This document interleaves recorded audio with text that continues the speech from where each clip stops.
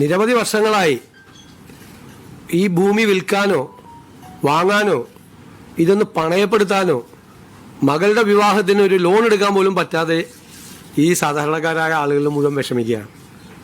അതുകൊണ്ടാണ് ഏതായാലും പദ്ധതി ഉപേക്ഷിച്ചതുകൊണ്ട് ആ പദ്ധതി കേന്ദ്ര ഗവൺമെൻറ്റും അംഗീകാരം തന്നില്ല.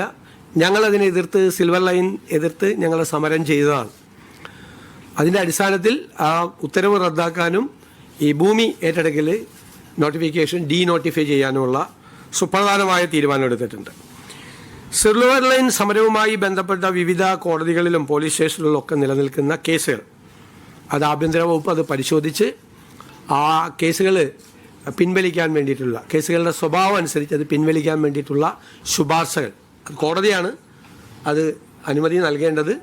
കോടതിയിലേക്ക് ഗവൺമെൻറ് അതിനുള്ള ശുപാർശ കോടതിക്ക് മുൻപാകെ നമ്മൾ സമർപ്പിക്കാൻ തീരുമാനിച്ചു. പിന്നെ പദ്ധതിക്ക് വേണ്ടി സ്ഥാപിച്ചിട്ടുള്ള മഞ്ഞക്കുറ്റികൾ അത് നീക്കം ചെയ്യുന്നതിന് റവന്യൂ വകുപ്പിന് നിർദ്ദേശം നൽകിയിട്ടുണ്ട്. നീക്കം ചെയ്യാം, മഞ്ഞക്കുറ്റികളെല്ലാം മാറ്റും.